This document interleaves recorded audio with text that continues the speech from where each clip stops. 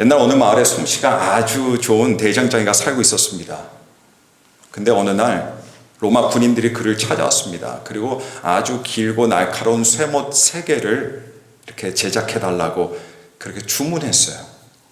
대장장이는 평소처럼 최선과 정성을 다해서 장인 정신으로 비록 3개 못밖에 안 되지만 그 3개 못을 정성으로 만들었습니다. 첫 번째 못을 막 두드리면서 이렇게 생각했습니다. 이 못은 아주 단단하게 만들어서 무엇이든 꽉 붙잡아 두게 해야지.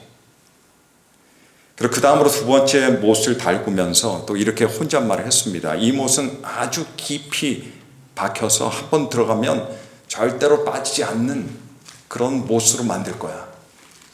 그리고 마지막 3번째 못을 벼르면서 이렇게 다짐했습니다. 이 못은 어떤 무게라도 거뜬히 버텨낼 수 있는 그런 강한 못으로 만들 거야.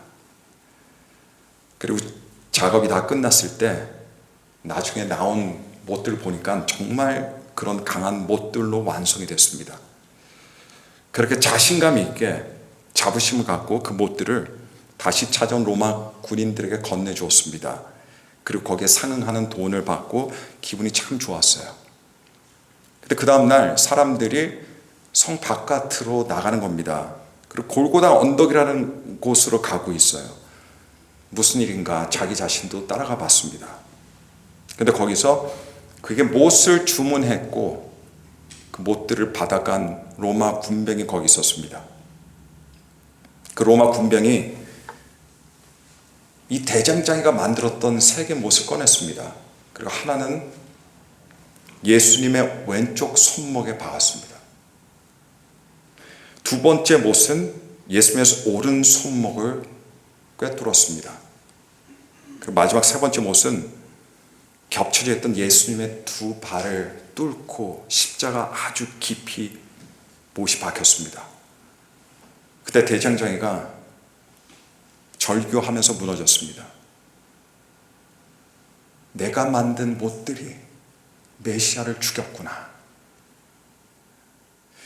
이 이야기는 오래전에 굉장히 오래된 이야기입니다. 그리스도인들 사이에서 만들어져서 내려온 3개의 못이라고 하는 제목의 이야기입니다. 우리 성경이 증언하는 대로 예수님께서는 십자가 위에서 못 박혀서 죽으셨습니다. 근데 십자가 처형을 실행하기 위해서는 사실 많은 재료들이 필요한 것이 아니었어요.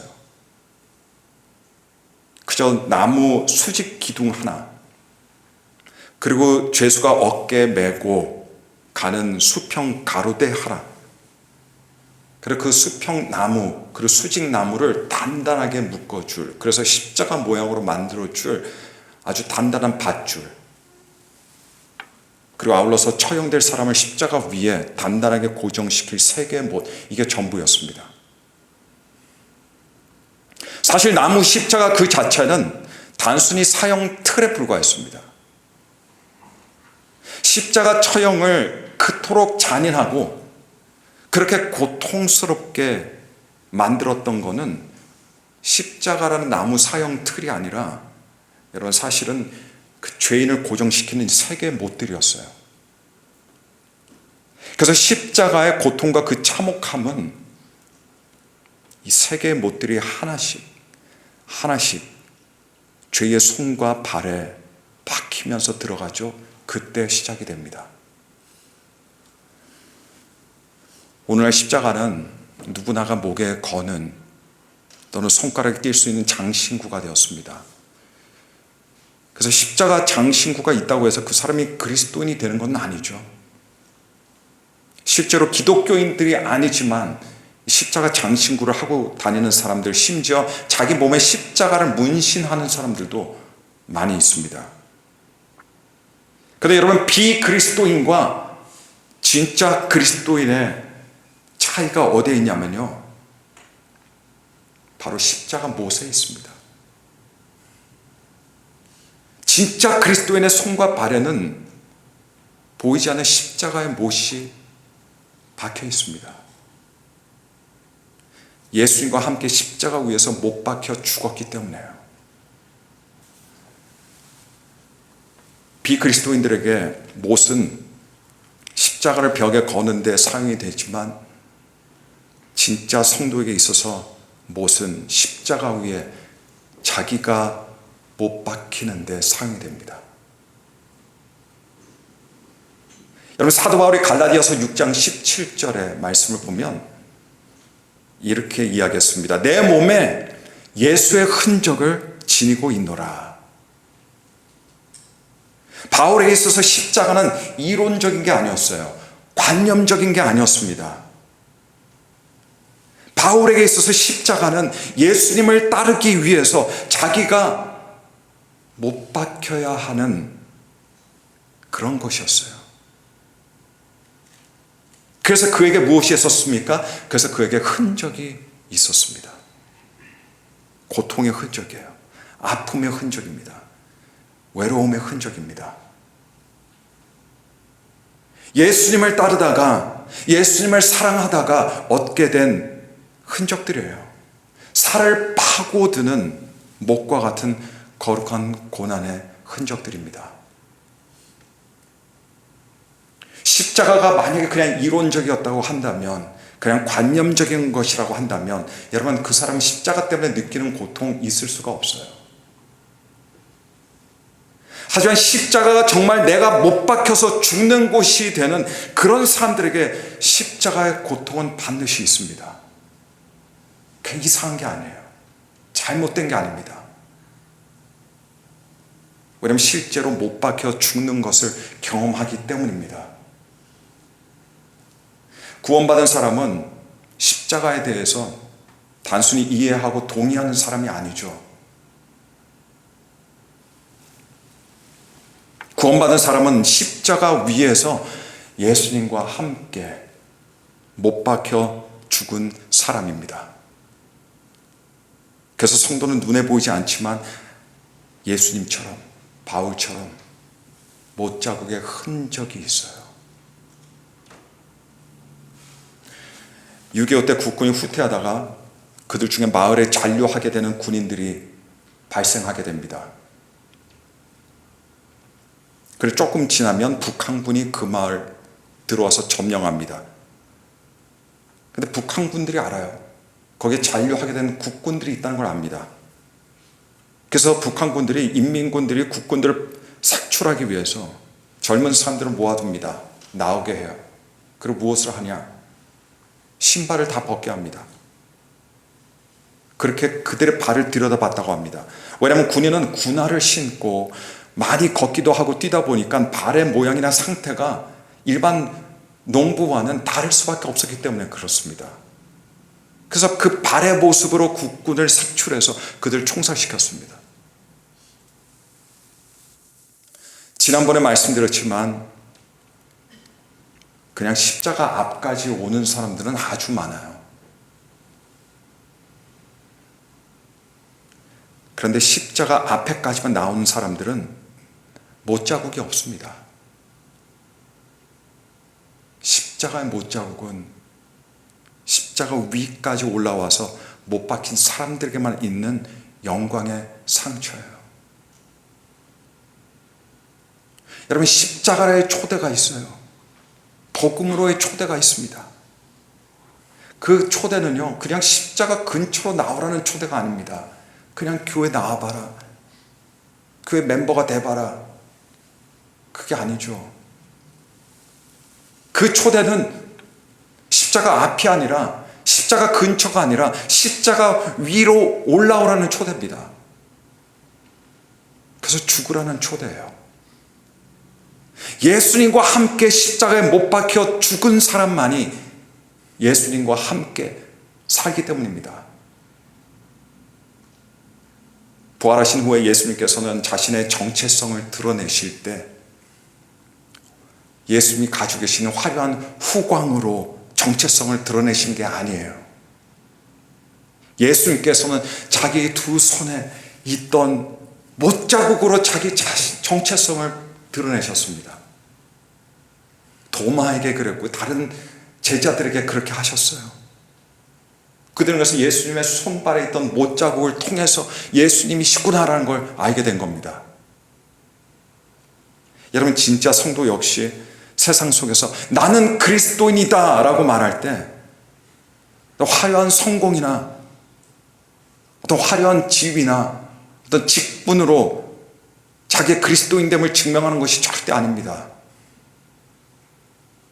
우리를 위해 죽으시고 부활하신 그리스도와 함께 십자가에 못 박힌 못자국을 통해서 그 진정성이 드러나는 거예요. 오늘날 현대 우리 교회들은 역사적으로 전무후무한 부유함을 누리고 있습니다. 좋은 건물, 큰 건물, 많은 성도들을 자랑합니다. 최고의 발달된 기술들을 사용해서 예배 경험의 수준이 완전히 달라졌어요. 근데 우리 현대 교회들이 아주 심각하게 고민해야 하는 것이 있습니다. 그래서 우리 교회들 안에 수많은 사람들이 있는데 그 사람들 중에 과연 얼마만큼의 사람들이 실제로 십자가에 예수님과 함께 죽었냐예요. 그래서 얼마나 많은 사람들의 몸에 십자가의 흔적이 있냐. 그게 우리의 고민거리입니다. 저는 번영신학이라는 것을 아주 경계하고요. 우리 모두가 조심하고 경계해야 될 겁니다. 이 번영신학은 한마디로 어떤 거냐면요. 십자가의 금치를 하는 거예요. 나의 성공이라는 우상을 섬기게 하는 유사복음을 말합니다. 신앙의 목적이 이 땅에 복이 있다. 그거예요. 그래서 기복신앙과 맥을 같이 합니다. 그런데 번영신학이든 기복신학이든 둘 다 그 십자가는 금칠로 되어 있습니다. 그러면서 나를 찌르는 못이 없어요. 그저 자신의 욕구가 먼저입니다. 근데 진짜 복음은 반대입니다. 진짜 복음은 성도들로 하여금 십자가에 못 박히게 합니다. 왜냐하면 그 과정을 통해서 예수님과 함께 죽기 때문에 그래요. 그리고 그 과정을 통해서 예수님과 함께 부활하기 때문입니다. 어떤 분들은 이런 궁금증을 가지실 수 있어요. 왜 내가 십자가에 죽어야 합니까? 굳이 그럴 필요가 있습니까? 네, 그럴 필요가 있습니다. 그리고 그래야만 합니다. 성경은 우리 안에 있는 이 아담의 본성, 이 옛사람을 그냥 수리하고 고쳐서 쓸 수 있는 대상으로 보는 것이 아닙니다. 부패하고 타락한 본성은 교양이나 교육이나 수양으로 개선되는 것이 아니에요. 그래서 교회 프로그램들이 아무리 많다 할지라도 그게 어떤 결정적인 역할을 절대로 할 수 없습니다. 오직 죽음을 통해서만 우리 옛사람이 끝납니다. 죽음을 피할 수 없어요. 그래서 로마서 6장 6절 말씀 보시게 되면 우리가 알거니와 우리의 옛사람이 예수와 함께 십자가에 못 박힌 것은 죄의 몸이 죽어 다시는 우리가 죄에게 종로로 타지 아니하려 함이니라고 이렇게 선포합니다. 죽어야만 우리가 죄에게 종로로 타지 않습니다. 죽어야만 우리가 자유케 됩니다. 그리고 기독교는 또 생명에 대해서 이야기하죠. 죽음만 이야기하는 게 아니죠. 기독교 생명은 개선이 아니에요. 업그레이드가 아닙니다. 기독교가 가르치는 생명은 오직 부활을 통해서만 얻을 수 있습니다. 그런데 부활은 죽은 사람에게만 일어나는 거예요. 죽지 않은 사람에게는 부활이 없습니다. 내가 십자가에서 죽지 않는다면 내 안에서 예수님의 생명이 시작될 여지가 공간도 아무 데도 없습니다. 그냥 내 삶을 살아갈 뿐입니다. 오늘 본문 말씀 보시면 사도 바울이 이렇게 외칩니다. 그리스도 예수의 사람들은 육체와 함께 그 정욕과 탐심을 십자가에 못 박았느니라. 십자가에 못 박힌 사람은 그 정욕도 탐심도 함께 못 박습니다. 사도 바울이 십자가에 못 박아야 하는 것들에 대해서 몇 가지 언급한 것들이 있습니다. 그런데 많지 않습니다. 한 손에 꼽습니다. 그냥 몇 가지만 언급했어요. 물론 우리가 십자가에 못 박아야 할 건 너무너무 많아요. 그러나 사도 바울이 직접 거론한 것은 한 3가지, 4가지 정도밖에 안 됩니다. 근데 그것들 중에 하나가 무엇이냐? 정욕과 탐심입니다. 그리고 정욕과 탐심을 이것을 꼭 집으면서 말하고 이것들이 반드시 십자가에 못 박혀야 한다라고 그렇게 이야기해요. 거기에는 이유가 있습니다. 그 이유는 정욕과 탐심이 내가 내 인생의 주인 노릇을 하려는 아주 대표적인 우리가 가지고 있는 악한 욕망의 증거들이 되기 때문에 그렇습니다. 사람은 언제나 여러분 중력을 받으면서 살아가요. 마찬가지로 우리 모든 사람들은 죄의 중력을 받으며 살아갑니다. 하루 24시간 받아요. 죄의 중력이. 365일 단 하루도, 단 1분도, 단 1초도 죄의 중력에서 벗어날 수 없습니다. 항상 죄의 중력이 작동합니다. 이 죄의 중력에서 굉장히 많이 차지하고 있는 힘이 무엇이냐? 정욕의 힘이에요. 그리고 탐심의 힘입니다. 알고 보면 얼마나 많은 사람들이 사실은 정욕 덩어리고 탐심 덩어리인지 모릅니다.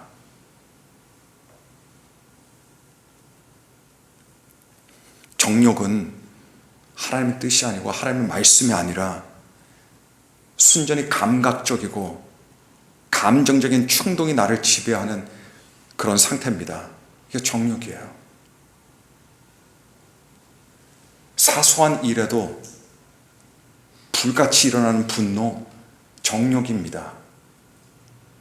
억제되지 않는 짜증, 정욕이에요. 먹고 마시는 것에 관한 탐식, 정욕입니다. 성적인 자극을 즐기는 음란, 정욕입니다. 혹은 스마트폰과 미디어에 중독되어서 시간을 허비하는 거, 이거 정욕이에요. 이 모든 것들이 육체의 즐거움을 하나님의 기쁨보다, 하나님의 말씀에 순종하는 그 기쁨보다 우선순위에 두게 됩니다. 이게 바로 정욕의 죄들입니다. 타인의 칭찬에 일희일비하고 사람들의 시선에 나를 맞추려고 하는 이런 강박증, 정욕입니다. 내면의 평안이 하나님의 어떤 평가가 아니라 사람의 반응에 좌우하는 거, 이거 바로 정욕의 대표적인 얼굴들이에요.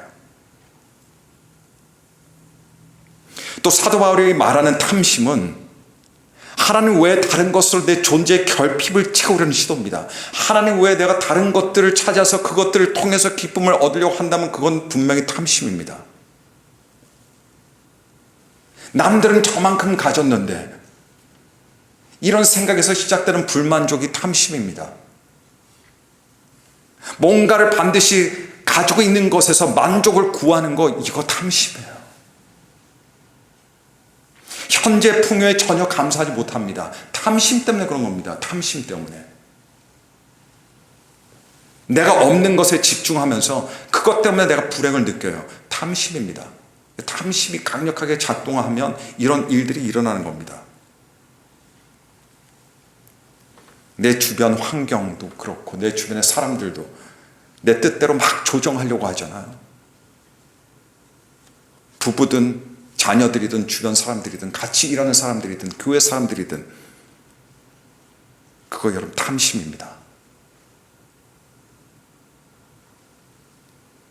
모든 상황 가운데 내 계획대로 돌아가야만 직성이 풀리는 거, 하나님의 주권을 찬탈하는 거죠. 하나님의 주권에 탐심을 품는 겁니다. 그건 하나님의 것인데 말이죠. 그리스도인인데 거룩하지 못한 성도들을 보면요, 십중팔구 정욕에 붙잡혀 있기 때문입니다. 그리스도인인데 기뻐하지 못할 때 우리 자신을 보면 그것도 십중팔구 탐심의 문제가 있기 때문이에요. 십자가의 길과 반대의 길이 정욕과 탐심의 길입니다. 내 정욕을 채우려고 하고 내 탐심을 채우려고 하면 점점 십자가에서 멀어져요. 점점 하나님의 평강이 떠납니다. 거룩의 삶이 사라집니다. 사람들은 뭔가 좋은 일, 거룩한 일, 영적인 일을 하면 나아질 것이라고 생각하지만 여러분, 근본적으로 정욕과 탐심의 문제를 해결하지 못하면 아무리 좋은 일 해봤자, 아무리 거룩한 일 해봤자, 아무리 어떤 영적인 일들을 해봤자 그거 다 구멍으로 다 사라져버립니다. 예수님께서 공생의 기간을 시작하시는 바로 그 시점에 여러분 너무 잘 아시겠지만 광야에서 사탄에게 시험을 당하셨습니다. 3가지 시험들이에요. 근데 이 3가지 시험들을 가만히 보면 모두가 정욕과 탐심과 관련된 시험들입니다. 그걸 간과해서는 안 돼요. 근데 예수님께서는 다 이기셨습니다. 예수님께서는 공생애를 시작하기 전에, 그리고 십자가의 죽음을 이기셨기 전에 먼저 정욕과 탐심을 이기셨어요. 정욕과 탐심을 이기셨기 때문에 이 땅에서의 사역에도, 십자가 위에서도 우리 예수님께서는 승리하실 수가 있으셨습니다. 정욕과 탐심을 십자가에 못 박아야만 합니다. 아닌 것 같지만 우리 마음에 정욕과 탐심으로 넘쳐납니다. 이 정욕과 탐심이 십자가에서 죽을 때, 그때 비로소 성령의 열매가 우리 삶에서 맺히기 시작하는 겁니다. 근데 내 힘으로 못 박는 것이 아니에요. 이미 나를 위해 십자가를 지신 예수 그리스도의 사랑, 성령님의 도우심으로, 하나님 말씀의 능력으로 정욕과 탐심을 우리는 못 박을 수가 있습니다. 십자가는 나를 돋보이게 하는 장식구가 아닙니다. 십자가는 내 운명을 바꾸는 자리예요. 내 모든 것들이 변화되는 장소입니다. 어떤 자리고 어떤 장소입니까? 내가 죽는 자리예요. 나를 못 박는 곳입니다. 나를 지배하는 정욕과 탐심을 못 박는 장소가 바로 십자가입니다. 그래서 우리의 세상적인 정욕과 탐심은 십자가에서 끝나야 됩니다. 그리고 정욕과 탐심이 죽은 그 십자가에서 거룩이 시작이 됩니다. 성도로서의 거룩의 삶이 시작이 되는 거예요.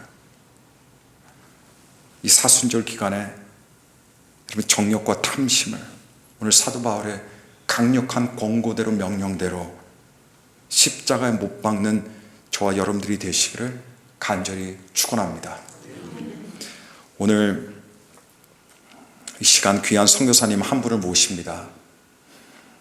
제가 잠시 소개해드리면, 우리 선교사님은 대한민국의 기독교 한국침례회 소속 선교사님이세요.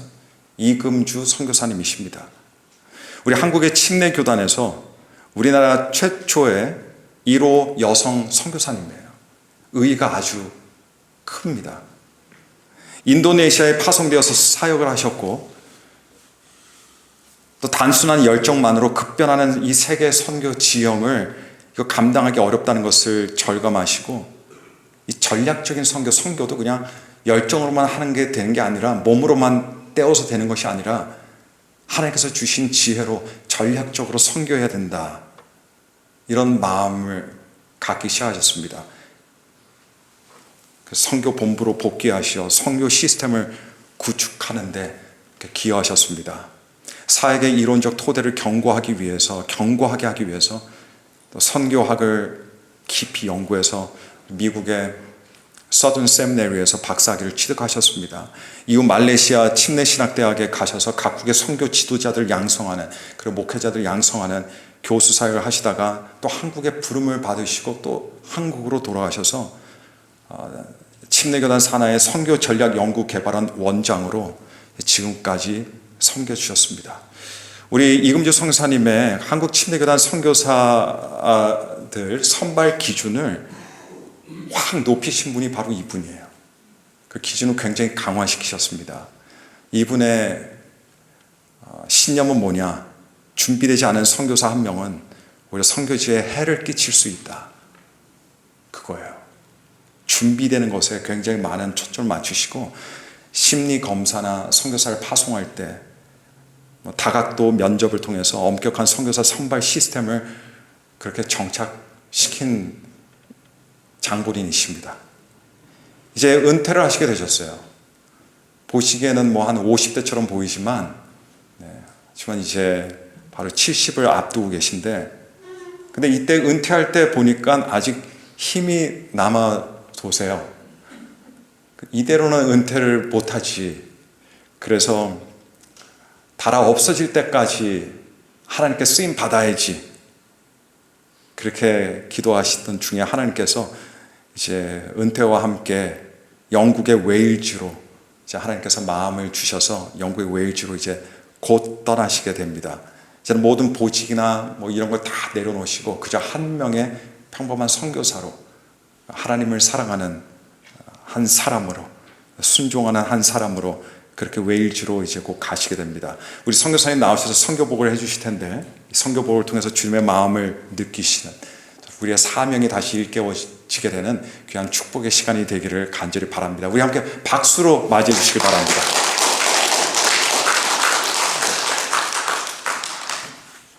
제가 조카 같은 나이지만은 서든에서 공부 같이 할 때 정말 가깝게 잘 지내고, 저보다 훨 나이가 어려도 정말 제가 존경하고 학적으로나 영적으로나 인격적으로나 그런 서영숙 목사님이 개척한 교회, 여러분들은 모르지만 개척 예배부터 제가 거기에 참석하고 있었습니다. 한국에서 줌으로.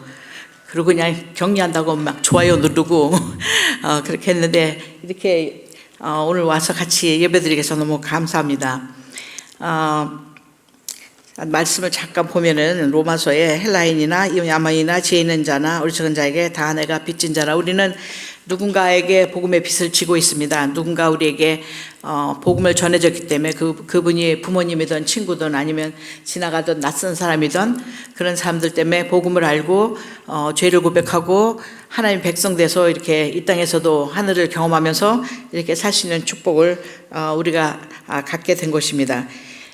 선교 보라 그러면 제가 인도네시아에서 그 현지 사역하고요. 그러더니 하나님이 저를 필리핀 보내서 아시아 선교사 훈련을 하게 하셨어요. 그리고 그 다음에도 그거 갖고는 군대에서 왜 10년 있으면 왜 군대 오래 있으면 상사 뭐 이런 거 했지만 공부를 하지 않으면 절대로 장교가 될 수 없듯이 주님께서 저보고 그 10년의 경험 갖고는 안 된다. 선교사들을 도와주려면은 안 된다. 공부 더 해라. 그래서 저 믿고 와서 공부하고 돌아와서 이제는 말레이시아 와서 선교학 교수로 일하다가 본부가 불러서 지금 소개 안 되는데, 제 사역 보고라고 하기보다는 주님께서 시키신 일입니다. 주님을 저를 뺑뺑 돌리셨어요. 그래서 지금 PPT 좀 이렇게 좀 해주시기 바랍니다. 89년대에 제가 인도네시아에 들어가서 올해 2026년 우리는 70세가 되면은 은퇴인데 제가 올해 70세가 돼서 은퇴합니다. 그래서 은퇴해서 제가 그냥 이제 또 이제 여수에 가서 통영에 가서 굴도 먹고 이제 돌아다니면서 한국을 못 봤으니까 은퇴를 잘 즐겨야지 이러고 있는데 주님께서 뒤로 그냥 확 가세요. 그 PPT 가면 뭐라고 했냐면은 하나님이 네가 생존자로 살래? 아니면 사명자로 살래? 그러면서 사명자는 사명지에 가서 죽어야 된다는 거예요. 그래서 내가 30년 넘게 동남아시아에서 사명자로 살아서 이제 내가 집에 와서 은퇴하고서 집에서 편안하게 내가 보고 싶은 드라마 보고 먹고 싶은 거 먹고 이렇게 한국도 구경하고 아 이거는 그러면 생존자인가? 그러면서 생존자는 생존하기 위해서 사는 거래요. 살기 위해서 먹고 쉬고 자고. 그래서 제가 또 가만히 생각하다가 아 내가 여지껏 사명자로 살다가 이제 나이 많이 들었으니까 주님과의 갈 날이 더 가까워졌잖아요. 근데 이렇게 생존자로 먹고나 살고 숨이나 쉬다가 주님을 만나는 건 아닌 것 같다. 그런 생각이 하나님이 저한테 찔렀는데 또 말씀 갖고 그렇게 하고 그랬는데 이제 무슨 국제회의에 갔는데 웨일즈에 있는 침례교 대표가 한국 침례교에 와서 우리를 좀 도와달라.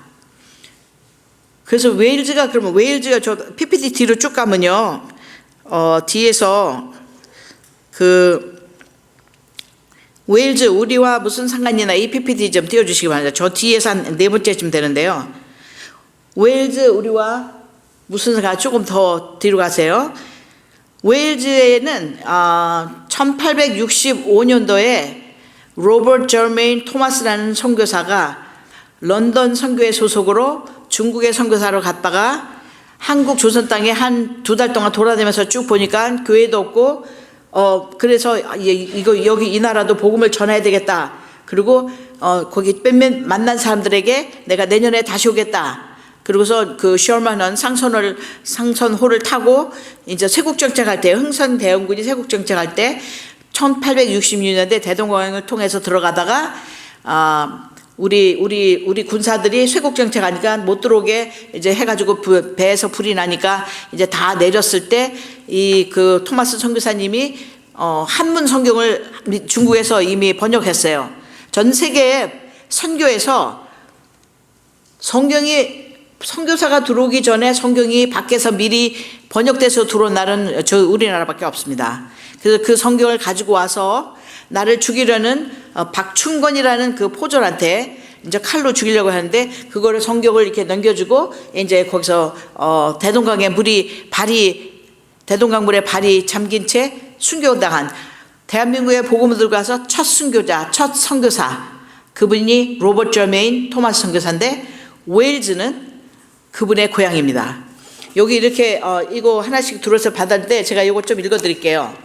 이렇게 펴시면 왼쪽에 웨일즈는 1866년도 최초로 대동강으로 성경을 들고 오다 순교한 로버트 목사님의 고향. 그리고 1904년대에는 웨일즈에 대단한 부흥이 있었어요. 그 부흥이 인도에 영향을 미쳤고 그 다음에 1907년 우리 평양 대부흥에 영향을 미친 그런 부흥이었고요. 그 다음에 이 사람들은 우리가 알고 있는 막 쥐어 하는 기도 있잖아요. 한국식 기도. 그거 한국식 기도가 오리지널리 웨일즈에서 시작한 겁니다. 1904년 그 부흥 때. 그리고 웨일즈는 성도가 60명만 있으면 선교사 보냈어요. 영국의 선교의 본거지입니다. 시작점이고 역사적으로 영국은 선교를 처음 보낸데 이 이스라엘 빼고는 그 다음에 영국이에요, 여러분.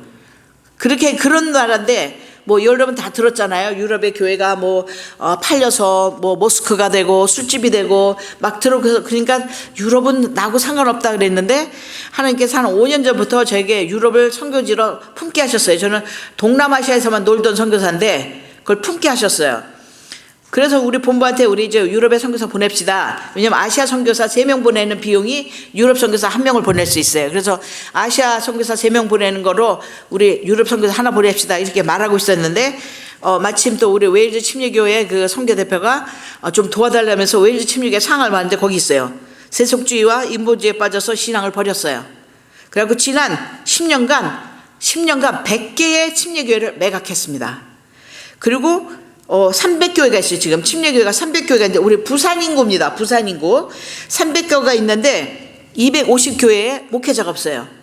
이게 말이 됩니까 이게? 300교회 250교회에 목사님이 없어요. 그나마 50교회는 여러분 많은 사이즈면 이거 중형교회입니다.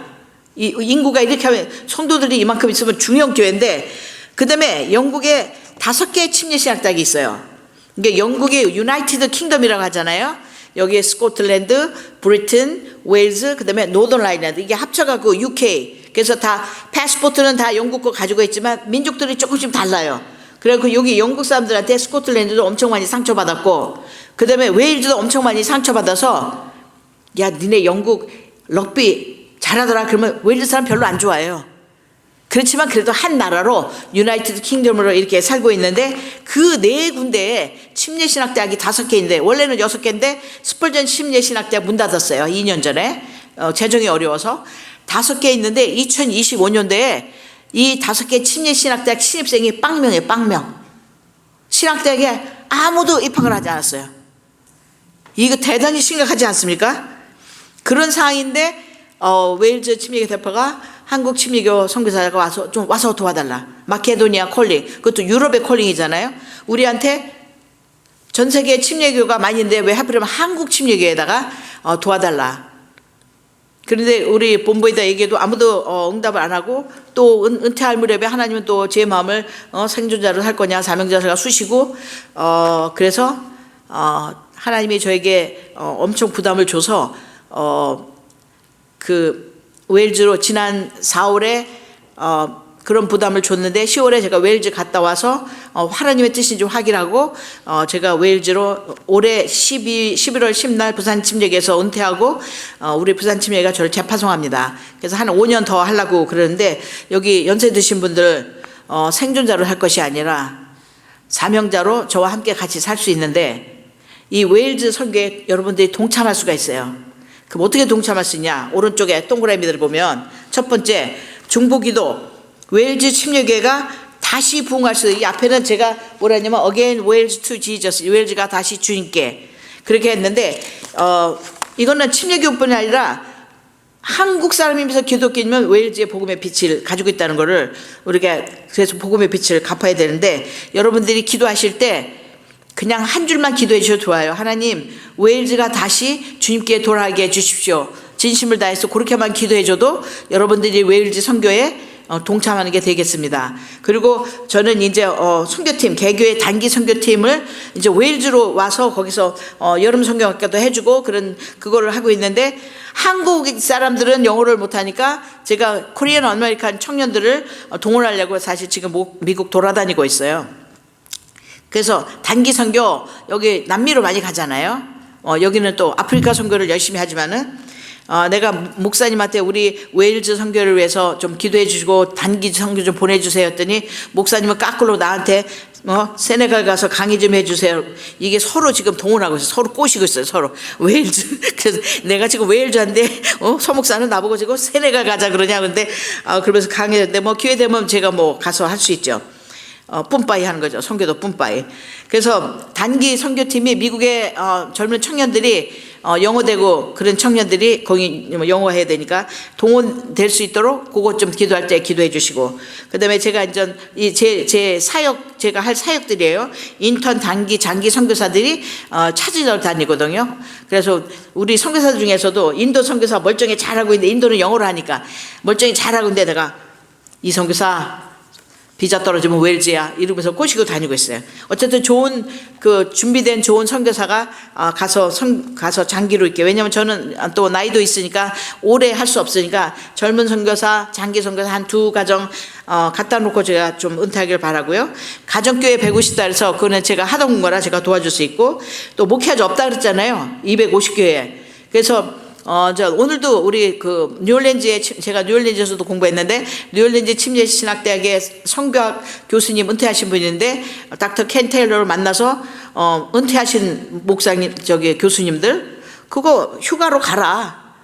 그럼 한 달씩 석 달씩 가서 발란티어로 설교만 해라. 그리고 낮에는 돌아다니고 주중에 돌아다니다가 주일날을 와서 좀 설교 좀 해달라. 그래서 그거 하고 은퇴한 미남 측의 선교사들, 은퇴한 미남 측에서 또 만납니다. 또 친구가 벌써 온다 그랬어요. 제가 들어가면 우리가 간다. 한 달 동안. 그러면 한 달 동안 4주 설교해 주는 거예요. 그 목사님 없는데. 그래서 지금 이거는 거의 다 미국이나 아니면 우리 서목사님처럼 영어 잘하는 한인 선교사님, 목사님들 너무 피곤하면 이제 휴가를 이제 글로 보내주시면 제가 4주 동안 설교 목사로 좀 자원봉사도 좀 써먹을 수 있겠습니다. 여러분, 그래서 제가 기적도 많이 있었고요. 선교에 30몇 년 있었는데 기적도 많이 있고 축복도 엄청 많고 고생도 엄청 많이 했는데, 지금 이렇게 지나보니까 고생한 건 한 생각 안 나고요. 너무 재밌게 사역했다. 그리고 좀 죄송하지만 그 십자가의 정욕과 탐심 못 박는 방법을 제가 간단하게 가르쳐 드릴게요. 주인만 바꾸면 됩니다. 주인만. 우리가 예수님을 구세주와 주님으로 믿잖아요. 주님으로 믿는다는 거는 내 라이프의 주인이 내가 더 이상 아니라는 거야. Master of my life가 예수님이야. Driver of my life가 예수님이야. 그러니까 내 인생을 예수님이 운전해주면 그거 그냥 따라만 가면 돼요. 얼마나 팔자 좋은 게 예수 믿는 사람들인데요. 그건 걱정할 거 없는 거예요. 저는 그런 거 걱정 안 했어요. 하나님이 가는 데 가서 그냥 하나님 한다. 필리핀 가라고 하면 가고, 선교사 훈련하면 거기서 하고, 미국 가서 가면 공부하라면 거기서 공부하고, 또 한국에서 뭐 전략연구 개발하라 그러면 거기 한국 가서 또 하라는 거 하고. 그거 얼마나 간단합니까, 인생이. 그래서 저는 하나님께서 가라는 데 가서 하나님 하라 그랬더니 돌아보니까 지금 37년째인데 돌아보니까 저를 하나님이 내 인생을 얼마나 멋있게 이렇게 저를 쓰셨는지. 제가 한 게 아닙니다, 여러분. 그리고 뭐 나이 들어서 나 다 살았으니까 그렇게 생각하지 마시고, 이 웨일즈 선교에 동참하시면 하나님께서 여러분들이 이제 주님 만날 때 복이 있을 겁니다. 복이 있어요. 이 소자에게 내 제자 이름으로 맹수를 대접해도 상을 잃지 않는다 그랬어요. 근데 영혼을 위해서 기도했는데 상이 있습니다, 여러분. 그래서 저는 누구도 나한테 밥 한 끼라도 사주면 나는 이분은 상을 받는다 이렇게 믿고 있어요. 그 상을 진심으로 왜냐하면 진리의 말씀, 주님이 말씀하셨잖아요. 주님이 말씀하시면 맞는 말이지. 주님이 하라 그러면 하고, 하지 말라면 안 하고, 주님이 싫어하는 건 하지 말고, 주님이 좋아하는 거 하고, 그리고 그냥 따라만 가면 되는 거예요. 그게 얼마나 쉬워요. 그래서 여기다 주인을, 내 인생의 주인을 예수님으로만 딱 바꾸면, 예수님이 싫어하는 거 하지 말고 하면은 주님 뜻대로 이렇게 가기만 하면 그게 탐심이, 예수님이 주인인데 어떻게 탐심과 정욕을 살 수 있겠어요. 그죠? 때때로 이렇게 못 박아야 될 일도 있어요. 왜냐면 일하다 보니까 막 때려 죽이고 싶은 선교사도 있어요. 그 이금 주면 때려 죽이게, 그거 살인 나는 이유를 알겠더라고. 얼마나 미운지, 얼마나 무례하고. 그런데 이금주가 그러면 때려 죽이도 못하고 막 욕만 하겠지. 막 속상하면 저 나쁜 놈 막 이러겠지. 근데 예수님을 주인으로 바꾸면은 못 때려 죽이는 거지. 예수님이 7번이라도 용서하라고 그랬는데. 그러니까 그런데 이제 내가 아직도 살아 있어가지고 십자가에 목이 안 박혀가지고 막 속이 상하고, 그런데 두 개가 막 싸우는 거잖아요. 하나님 말씀하고. 그러면 내가 운전하면서 나는 하나님의 딸이다. 나는 하나님의 종이다. 결국은 나는 하나님 뜻대로 살 거야. 결국은 나는 승리할 거야. 네가 마귀가 내 승질을 붙들어서 막 이래도 나는 결국은 하나님 뜻대로 살 거야. 하나님이 내 인생의 주인이고 내 적이니까. 그리고 승리하는 거예요, 여러분. 그리고 승리하는 거니까 주인만 바꾸면 쉬워집니다, 여러분. 주인만 바꾸면 쉬워져요. 내 인생을 내가 주인이면은 안 쉬워요. 내가 하고 싶은 거 다 해야 되고, 내가 먹고 싶은 거 다 해야 되고. 근데 주인만 바꾸면 쉬운데, 주인을 바꾸면 손해보는 듯 마귀가 여러분들을 공갈을 해요, 여러분들한테. 많이 하나님 뜻대로 살면은 손해보는 듯. 제가 하나님 뜻대로 살아가지고 손해본 적 한 번도 없어요. 한 번도 없습니다. 복을 많이 받았습니다, 제가. 여러분, 그래서 여기 연세 되신 분, 나 인생 다 끝났으니까 그냥 내가 어떤 분 만나는데 돈을 많이 벌어놨어. 미국에서 돈을 많이 버는데 죽을 때까지 못 쓰니까 막 돈을 그냥 물쓰지 막 쓰더라고. 아이고, 저 돈 갖다가 우리 선교사들 갖다 주면 그냥 잘 쓸 텐데 막 이런 아까움인데, 그 죽을 때까지 언제 죽을지 모르니까 하나님 뜻대로 물질도 사용하시고 에너지도 사용하시고 또 기도도 사용하시고, 나는 죽을 때까지 사명자로 산다. 내 몸이 닳아 없어질지언정 녹슬지 않겠다. 조지 와이필드하고 위필드가 한 말입니다. 내 몸이 닳아질지언정 녹슬지 않겠다. 그런 자세로 우리 주 백성들은 주님 만날 때까지 사명자로 살게 되길 바라고요. 제가 무슨 선교 보고 뭐 일 많이 했습니다, 여러분. 좋은 일도 많이 했고 열매도 많이 있는데 뭐 그거 하나님 시켜서 한 거고, 또 저는 그냥 가만히 있고 하나님이 저를 통로로 썼기 때문에 다 주님께서 하신 일이라 뭐 선교 보고 하라 그러는데 뭐 그냥 좀 민망하기도 하고요. 어쨌든 여기에 다 지나갔으니까, 목사님도 되겠으니까. 근데 제가 이 자리에서 여러분들한테 꼭 하고 싶은 거는 웨일즈 선교 동참해 주십시오. 선교비 달란 말 아니에요, 여러분. 기도만 해주시면 돼요. 기도만 해주시면 돼요. 그래서 우리 새물결 침례교회가 세네갈도 품고 베냉도 품었지만 이제 우리에게 첫 번째 우리 조선 땅을 위해서 첫 번째 피를 흘려주고, 그분이 뭐라 하냐면 이 조선 땅에 복음의 문을 열 수만 있다면 나 하나 생명 기꺼이 드린다 그랬어요. 문만 여는데 나 죽여도 된다 이러고 들어오신 분이에요. 우리가 뭐라고, 우리 대한민국 그 조선 땅 가난했던 그 땅이 뭐라고, 문만, 복음을 위해서 문만 열 수 있어도 네 한 생명 기꺼이 드린다. 그 서울에 양화진에 가면 서수평이라는 여자 선교사인데 나에게 1000개의 생명이 있으면 다 한국 사람들을 위해서 드리리. 그 선교사들이 우리를 그렇게 사랑했다고요. 우리가 그렇게 구원받기를 원해서. 그런 복을 받은 사람이에요. 그러니까는 한국교회 순교자도 많고, 한국교회가 지금 전 세계에서 1등이니 2등이니 하면서 전 세계에 선교사를 보내는 나라가 됐을 줄 이 토마스 선교사는 꿈이나 꿨겠냐고요. 처음 와서 그 성경책 받은 박충건이가 예수 처음으로 믿게 된 거예요. 벽지에다가 종이가 이렇게 귀할 때 그 성경책을 다 찢어고 벽에다 이렇게 했다가 어느 날 뒹굴뒹굴 하다 복음을 보고 회심해가지고 박충건 그 토마스를 죽인 그 포졸 집에서 최초의 모임 장소가 생겼다는 썰이 있어요. 그분이 처음에 우리에게 그렇게 생명을 내주지 않았다면 지금 한국교회가 있겠냐고요. 여러분, 미주에 가서 이민 가서 사시는데 여러분들 여기 가서 잘 살고 잘 먹고 애들 공부시키고 이게 아니에요. 여러분들이 미국 교회를 위해서 하시는 일이 있어요. 영적으로 나도 모르게 지금 하고 있어요. 미국을 위해서 기도하고 있고, 미국 땅을 위해서 미국 땅을 받고 하나님께 예배드리는 자리로 만들어 놓고 있고, 이게 막 자본주의로 세속주의로 막 가도 한국교회 누나도, 내가 미국에서 공부할 때 눈이 오니까는 어느 교회 문 닫는다, 오늘 예배 안 드린다, 눈 오니까 위험하다, 오지 말다 다 하는데, 한국교회는 그냥 끝까지 어떻게 주일날 하나님을 예배 안 드리냐고 그냥 문 안 닫죠. 누나도 예배 드리죠.